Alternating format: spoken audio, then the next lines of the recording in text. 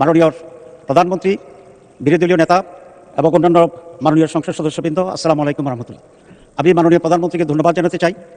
সাংবিধানিকভাবে কার্যপ্রণালী বিধি অনুসারে আজকের এই মহান সংসদের সভাপতি করার জন্য যার নাম প্রস্তাব করেছেন, উনি অত্যন্ত একজন সজ্জন, উনি অত্যন্ত প্রাচীন রাজনীতিবিদ।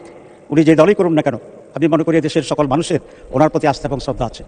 মাননীয় প্রধানমন্ত্রীর এই প্রস্তাবকে আমরা বিরোধী দলের পক্ষ থেকে পূর্ণ সমর্থন জানাচ্ছি।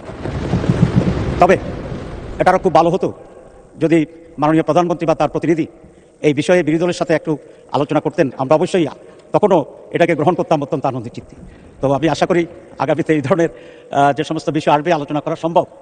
তো সরকারি দল বিরোধী দলের সাথে আলোচনা করলে পূর্বার নেই এটার পরিবেশটি আরও উন্নত হয়। তা আমি সেই আশাবাদ ব্যক্ত করে এবং এই সিদ্ধান্তের প্রতি আমি আবারও প্রশংসা করে এবং মাননীয় সভাপতি, ওনার বাড়ি কুমিল্লা, আমার বাড়িও বোধহয় তার কাছাকাছি, সেই জন্য I have a special affiliation ওনার সাথে আছে।